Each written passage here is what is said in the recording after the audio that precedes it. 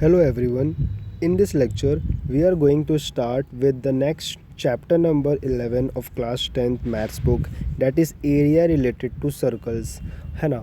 ये चैप्टर बहुत ही इजी है, इसीलिए हम इसको भी टेकअप कर रहे हैं after surface area and volume हमने जो लास्ट क्लास में किया था। ओके, ये चैप्टर इतना आसान है कि इसमें सिर्फ एक ही एक्सरसाइज है, डेट इज़ 11.1, और बहुत ही कम समय में ये चैप्टर कंप्लीट हो जाता है। मीन्स या हाफ एन आवर में आपको ये वीडियो कंप्लीट मिल जाएगा और इस पूरे चैप्टर का कवरेज आपको मिल जाएगा। So without wasting any time let's start with this chapter. क्योंकि चैप्टर का नाम है area related to circles, means ये चैप्टर में मेनली आप बात करेंगे सर्कल्स के बारे में और स्पेसिफिकली उनके एरियाज़ के बारे में। ओके, सो इस चैप्टर को स्टार्ट करने के लिए सबसे पहले मैं आपको एक नोट लिख के दे देता हूँ कि इस चैप्टर में क्या क्या होने वाला है। ओके, सो यहाँ पर हम एक नया चीज़ इंपोर्ट कर लेते हैं, नया पेज इंपोर्ट कर लेते हैं। सो फ्रेंड्स, हमने नया पेज इंपोर्ट कर लिया है। Let's start the writing. First of all हम चैप्टर का नाम लिख देते हैं, that is chapter number 11। Chapter का नाम है दोस्तों areas related to circle. Okay, areas related to circle. Okay, this is our chapter name, areas related to circle. अब इस चैप्टर में बेसिकली क्या होगा, मैं आपको सर्कल बना के समझाने की कोशिश करता हूँ। हम एक सर्कल शेप बना लेते हैं।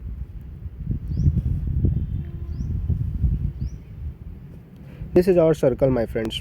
ओके, नेक्स्ट अब मैं इसमें क्या करने वाला हूँ, मैं इसमें यहाँ पर एक सेंटर लूँगा, क्योंकि आपको ऑलरेडी पता है कि एक सर्कल में एक सेंटर होता है एंड सेंटर से लेकर के सरकमफेरेंस तक बनाई गई लाइन क्या बोली जाती है, रेडियस। सो इसका नाम मैं OA रख देता हूँ। Here OA is nothing but radius of circle. यहाँ पे OA क्या है सर, रेडियस है सर्कल का। ओके, मान लो मैं एक और रेडियस बनाता हूँ फ्रॉम द O ओनली, क्योंकि रेडियस तो सेंटर से ही बनता है। सो सेंटर से लेकर के मैंने एक और रेडियस बना दिया OB। OB is nothing but what, again it's a radius. Okay, अब दोस्तों यहाँ पर क्या हो रहा है, देखो मेरे पास एक शेप यहाँ पे प्रेजेंट हो रही है, that is like a pizza. यहाँ पर ये जो शेप है, क्या शेप है भैया, ये जो शेप है जो कि रेडियस, एक और रेडियस और सरकमफेरेंस, मीन्स सर दो रेडियस और एक सरकमफेरेंस। सरकमफेरेंस को आप बोल सकते हो आर्क ऑफ सर्कल, सर्कल का आर्क। सो बेसिकली सर दो रेडियस और एक आर्क से मिल करके जो शेप बनता है उसे हम कुछ नाम से जानते हैं। इस चैप्टर में इसे सेक्टर ऑफ सर्कल बोला जाता है भैया, सेक्टर ऑफ सर्कल।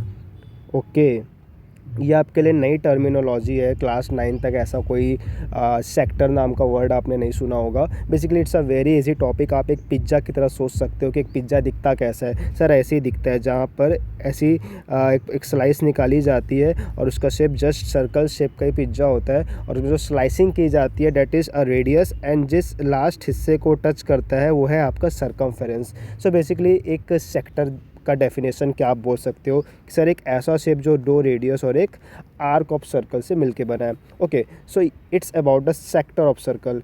एक और आपको टॉपिक मैं बताऊंगा, ये तो फर्स्ट टॉपिक हो गया, and the next and last topic, very easy chapter यार, दो ही टॉपिक है।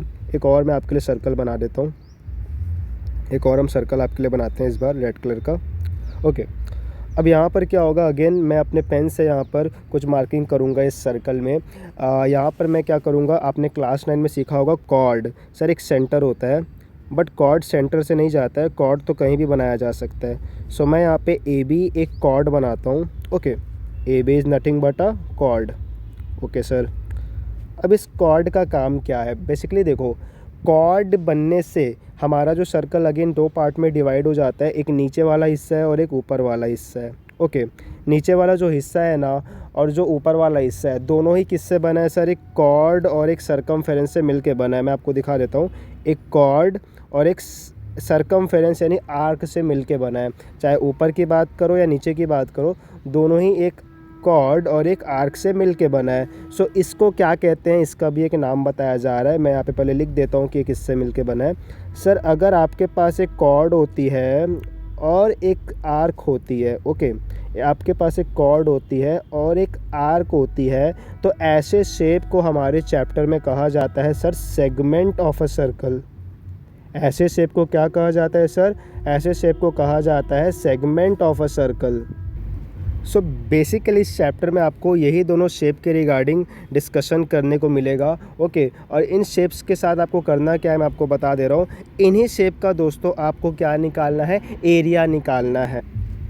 Okay, so let's try to understand the formula behind this calculation of this areas। आपको फार्मूला आना चाहिए, फार्मूला भी बहुत इजी है, मैं आपको अभी फार्मूला बताऊंगा। बट फार्मूला स्टार्ट करने से पहले एक और चीज़ जो मैं आपको बताना यहाँ पे भूल रहा था, डेट इज़ सर ये नीचे का हिस्सा है और ऊपर का हिस्सा है, दोनों के दोनों एक प्रकार से सेक्टर ही माने जाएंगे दोस्तों। बट बात आती है दोनों का नाम क्या होगा। तो नीचे वाला छोटा है इसीलिए हम इसको बोलेंगे माइनर सेक्टर।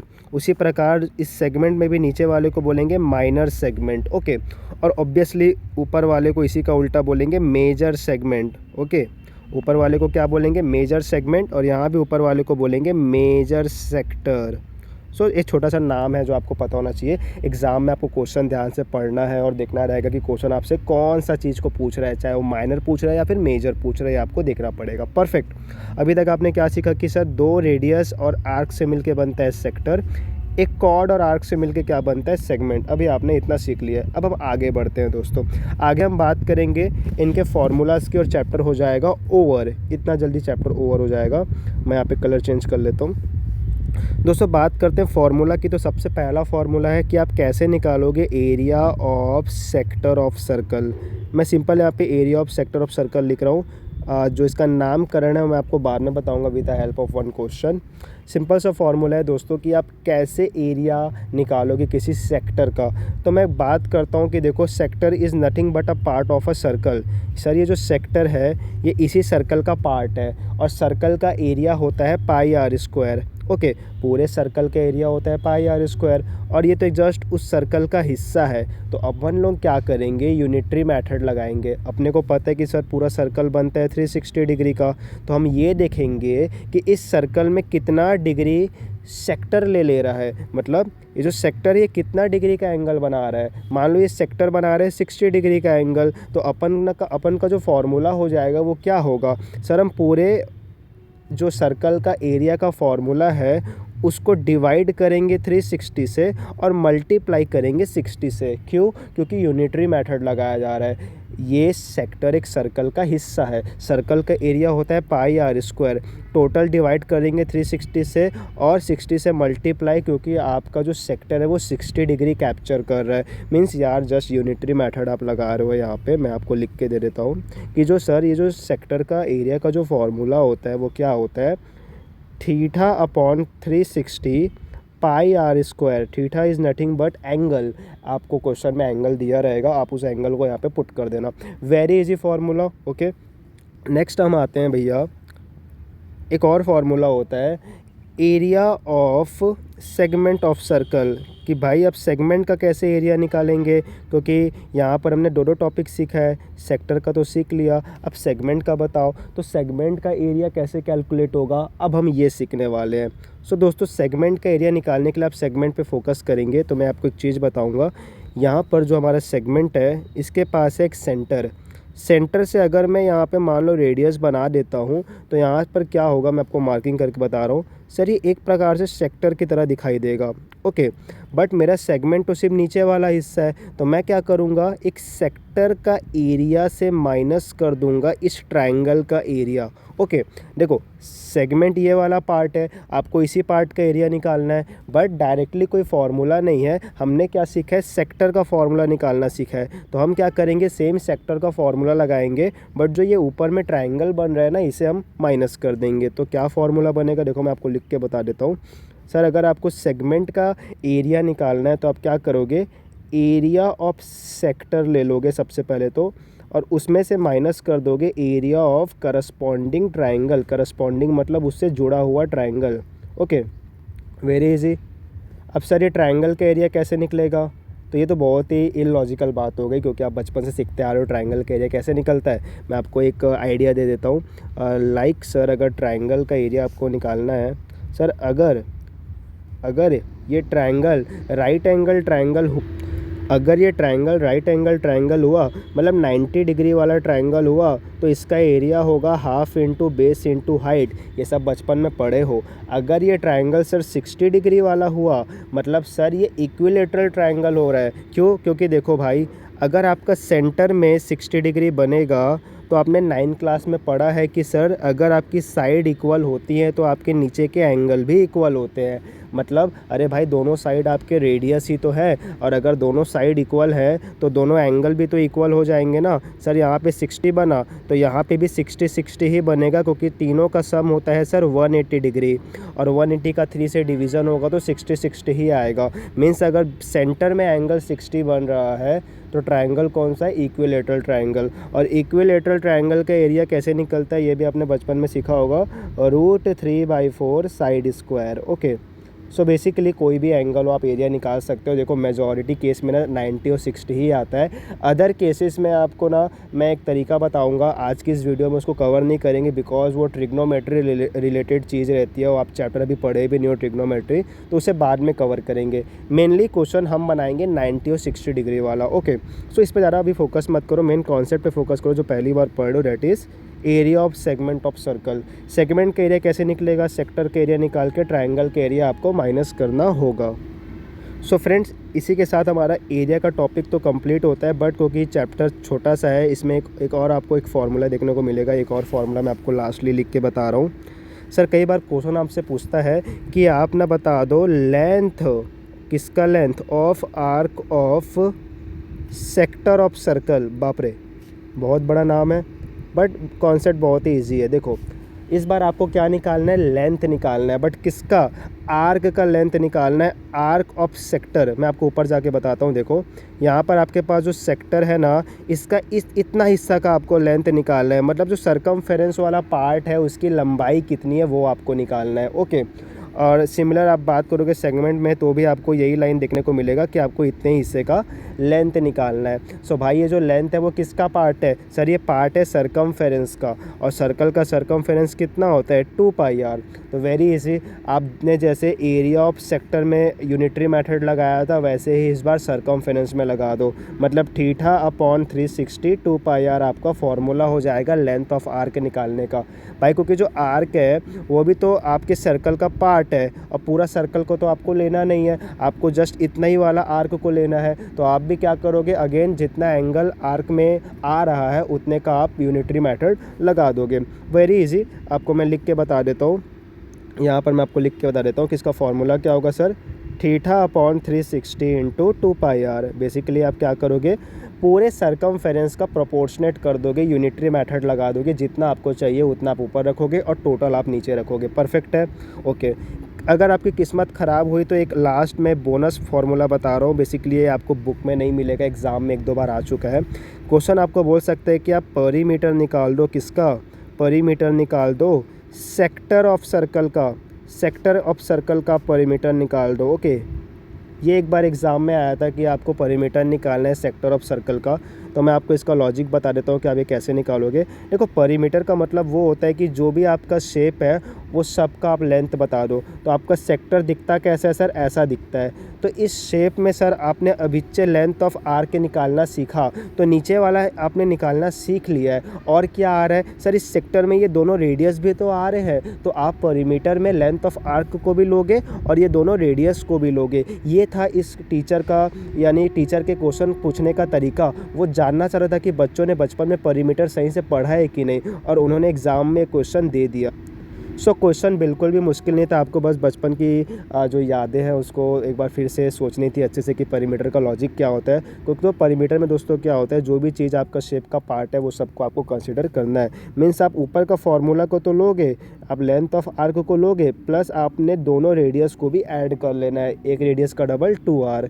तो आपको ये वाला फॉर्मूला लगा कर आना है अगर आपसे कोई परिमीटर पूछेगा। ऑब्वियसली एक और बात आती है, आपके मन में एक डाउट आ सकता है कि सर अगर एग्ज़ाम में मेरे पास अगर परिमीटर ऑफ दिस सेगमेंट पूछ देगा तो क्या होगा? तो देखो आज तक पूछा नहीं है, बट नॉर्मल सी बात है, इसमें भी आपको लेंथ ऑफ आर्क लगाना है प्लस कॉर्ड की लंबाई को प्लस कर देना है।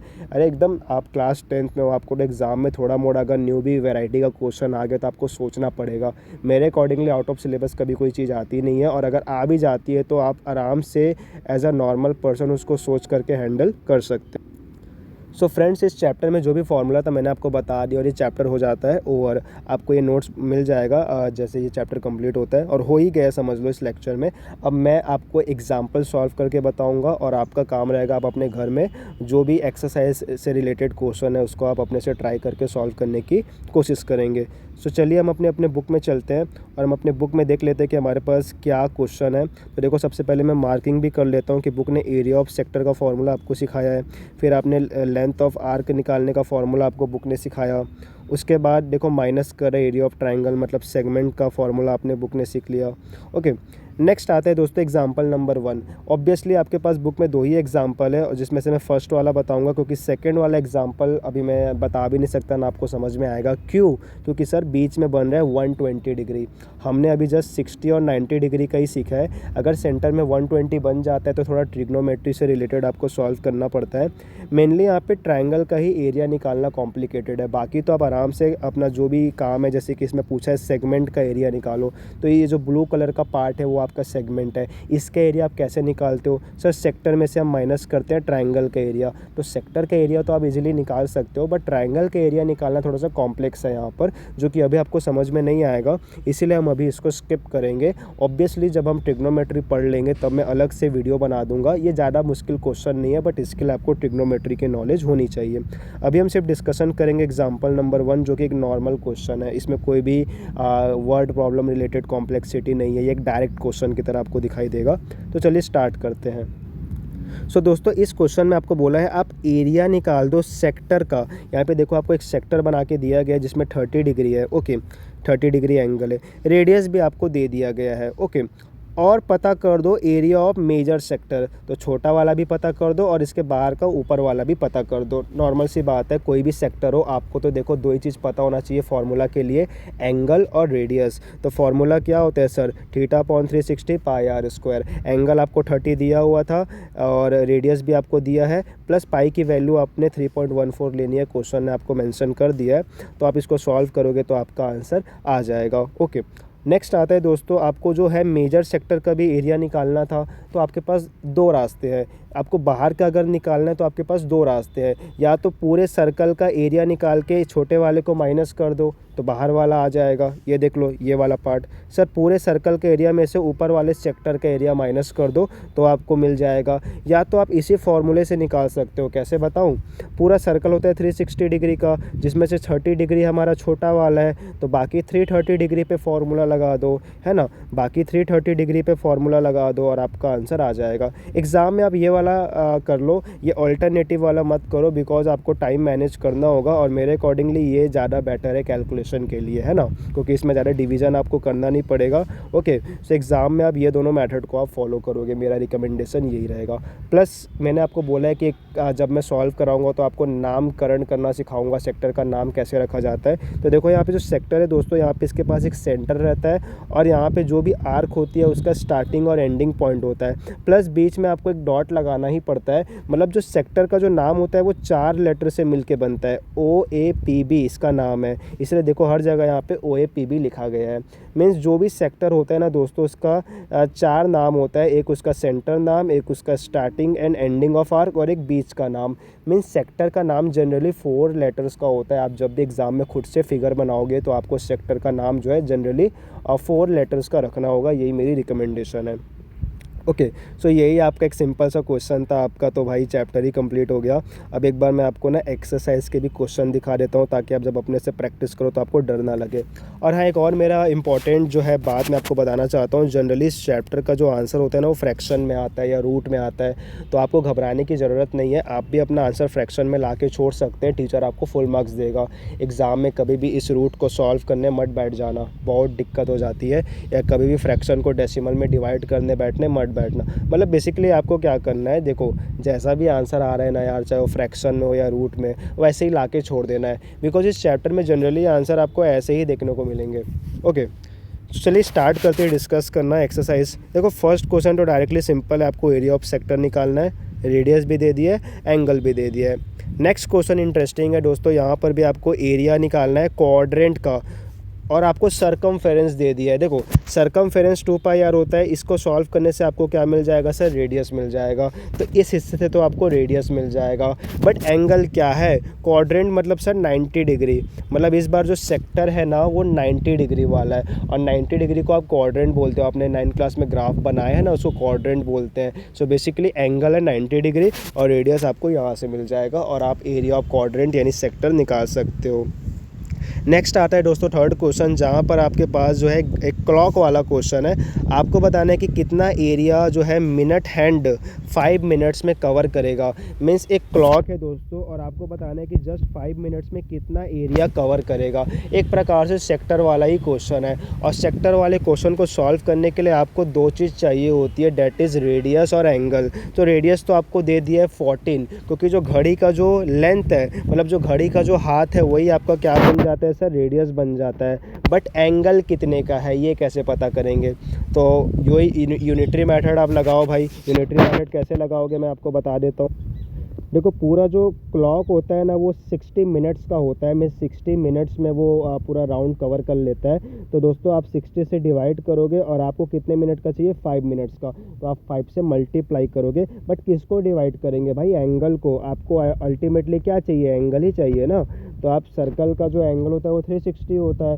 आपको 360 को पहले डिवाइड करना है 60 से, ताकि 1 मिनट का एंगल आ जाए, और 5 से मल्टीप्लाई करना है ताकि आपको 5 मिनट का एंगल मिल जाए। यूनिटरी मेथड बेसिकली पूरे घड़ी 60 मिनट्स की होती है, आपको चाहिए 5 मिनट्स का, तो आप 5 मिनट्स का यूनिटरी मेथड से निकाल लेना।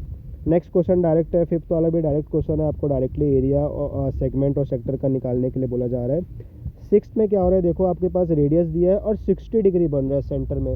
मतलब एक प्रकार से जो ट्रायंगल बनेगा वो इक्विलेटरल ट्रायंगल बनेगा, और आप एरिया निकाल सकते हो। और इक्विलेटरल में जो फार्मूला होता है वो √3/4 होता है। तो √3 की भी आपको वैल्यू दी गई है, ताकि आप इसको भी पुट करो। तो डायरेक्ट क्वेश्चन आप बना सकते हो। 7th वाला आप नहीं बना सकते, क्योंकि एंगल बनना है दोस्तों 120 डिग्री का, एग्जैक्टली एग्जाम्पल 2 की तरह, जो कि बाद में डिस्कस होने पर आपको समझ में आ जाएगा। नेक्स्ट क्वेश्चन नंबर 8 भी आपके पास डायरेक्ट क्वेश्चन है बच्चों। यहाँ पर भी आपके पास जो है एक हॉर्स वाला क्वेश्चन है, जहाँ पर इस हॉर्स को ना एक स्क्वायर के किनारे से बांध दिया गया है। तो एंगल बनेगा 90 डिग्री बेसिकली। अब आपको रेडियस चाहिए, तो रेडियस आपको इसका जो रस्सी है उसको आपको कंसिडर करना पड़ेगा। तो देखो यहाँ पर जो रस्सी है वो 5 मीटर की है।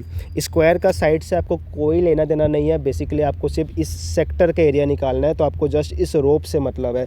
तो रोप कितना है, 5 मीटर का, और जो एंगल है वो 90 डिग्री का है। तो आपको बताना है कि ये घोड़ा कितना घास खा पाएगा, ये जस्ट आप आराम से बता सकते हो। तो फर्स्ट पार्ट में आपको यही बताना है कि घोड़ा कितना घास खाएगा। एंड सेकेंड, जब आप उसका रस्सी 5 से लेकर के 10 में कर दोगे, यानी रस्सी को जस्ट डबल कर दोगे, तब कितना एरिया इंक्रीज़ होगा। ये नॉर्मल क्वेश्चन है, आप आराम से इसको निकाल सकते हो।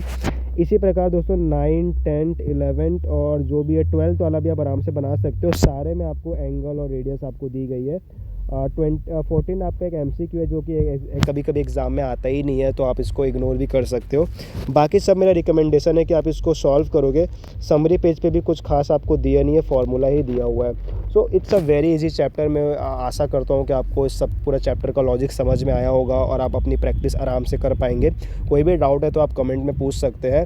नेक्स्ट हम ऐसे ही एक और नए चैप्टर के साथ जस्ट आपको से कल मिलेंगे। ओके, सो आप प्रैक्टिस करते रहिए। कोई भी प्रॉब्लम है तो कमेंट में आप पूछ सकते हैं। प्लस इसका सॉल्यूशन वीडियो भी आपको जल्द प्रोवाइड कराया जाएगा। आज के लिए इतना ही दोस्तों, चैप्टर ओवर हो चुका है। मिलते हैं एक और नए चैप्टर के साथ, तब तक के लिए बाय बाय।